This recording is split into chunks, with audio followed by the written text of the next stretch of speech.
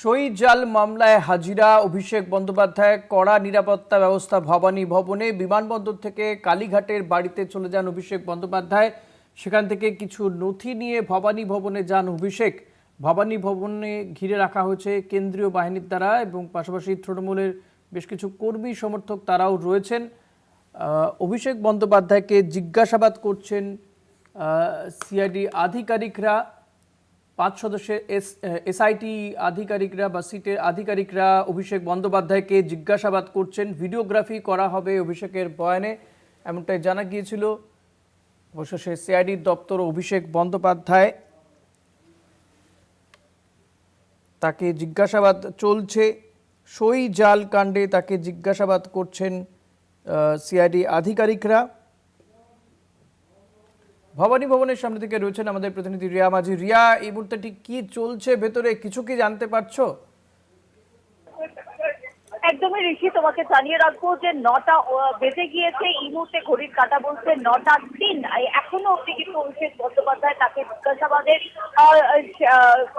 জিজ্ঞাসাবাদ করা হচ্ছে এই মুহূর্তে। কারণ তোমাকে জানিয়ে রাখবো যে একাধিকবার অভিষেক বন্দ্যোপাধ্যায় তিনি তার হাজিরা এড়িয়ে গিয়েছেন। 3বারের নোটিশ যখন এড়িয়ে গিয়েছেন, তারপরেই 3বারের নোটিশে তার যে 5টা অব্দি, বিকেল 5টা অব্দি সময়সীমা ছিল, যেই মুহূর্তে সিআইডি আধিকারিকরা বুঝতে পারেন যে তিনি হাজিরা দেবেন না এবং তিনি দিল্লিতে রয়েছেন, তিনি যদি দিল্লি থেকে সেই মুহূর্তে রওনাও দেয়, সেক্ষেত্রেও তিনি 5টার মধ্যে পৌঁছাতে পারবেন না। এবং তখনই যেটা দেখা যায় যে সিআইডি আধিকারিকরা তারা পৌঁছে যায় একটি তার ক্যামাক স্ট্রিটের অফিসে, এবং অপরটি যেখানে মমতা বন্দ্যোপাধ্যায়ের যে অ্যাড্রেস 30 হরিশ চ্যাটার্জি স্ট্রিট, সেখানে যে মূল কার্যালয় রয়েছে সেখানে। এবং এই তল্লাশি অভিযানের পরেই যেটা দেখা যায় যে অভিষেক বন্দ্যোপাধ্যায় যে তার রক্ষা কবচ যে হাইকোর্টে তার মামলা করেছিল বা পিটিশন করেছিল, সেই ডেট আজকে ছিল এবং সেই ডেটের অপেক্ষাতেই ছিল অভিষেক বন্দ্যোপাধ্যায়।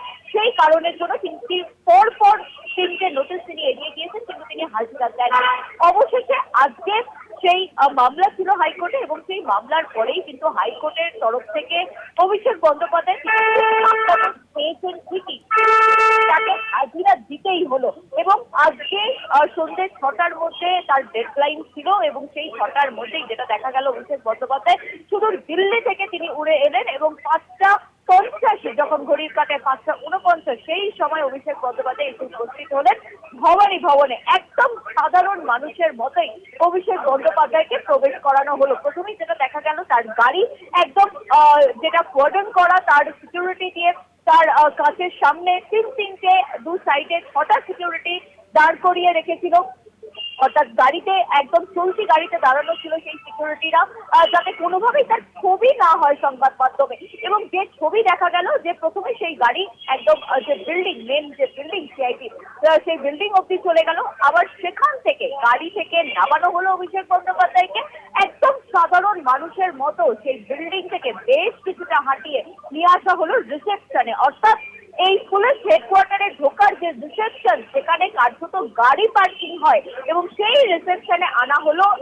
আনার পরে অভিষেক বন্দ্যোপাধ্যায় তাকে সিগনেচার করানো হলো। অর্থাৎ যে কোনো সাধারণ মানুষ যদি সিআইডি দপ্তরে ঢুকতে চায়, যেভাবে তাকে সিগনেচার করে ঢুকতে হবে, সেইভাবে সাধারণ মানুষের মতো অভিষেক বন্দ্যোপাধ্যায়কে সিগনেচার করানোর পরে তারপরে তাকে হাঁটিয়ে নিয়ে যাওয়া হলো সেই বিল্ডিংয়ে এবং তারপরে তিনি সেই বিল্ডিংয়ে প্রবেশ করতে পারলেন।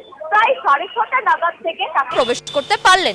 প্রায় 6:30 নাগাদ থেকে তাকে জিজ্ঞাসাবাদ পর্ব শুরু হয়েছে এবং সেই জিজ্ঞাসাবাদ পর্বে যেটা দেখা গেল, ডিআইজি পদমর্যাদার অফিসারের নেতৃত্বে যে 5 জনের টিম গঠন হয়েছে, যেখানে সিট গঠন করা হয়েছে এই মামলাতে যারা তদন্ত করছে, সেই সিটে থাকা একাধিক ইন্সপেক্টর র্যাঙ্কের অফিসার তারা জিজ্ঞাসাবাদ করছে এই অভিষেক বন্দ্যোপাধ্যায়কে বলে এমনটাই জানা যাচ্ছে।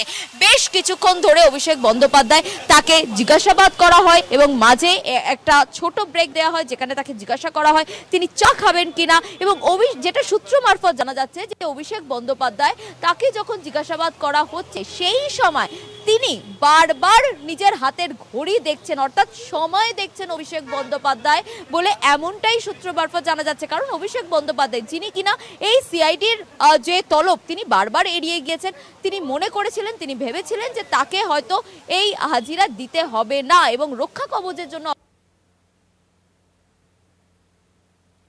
হ্যাঁ রিয়া, সেই কারণে তিনি অসুস্থতার দোহাই দিয়ে আসেনি এবং তারপরে দুটো নোটিশ, তিনি কখনো দিল্লিতে, কখনো তিনি বলেছেন যে তার হাইকোর্টে মামলা চলছে, এই কারণ দেখিয়ে তিনি আসেনি। কিন্তু অবশেষে তাকে হাইকোর্টের নির্দেশে হাজিরা দিতেই হলো এবং এই মুহূর্তে তিনি জিজ্ঞাসাবাদের মুখোমুখি রয়েছে সিআইডি আধিকারিকদের।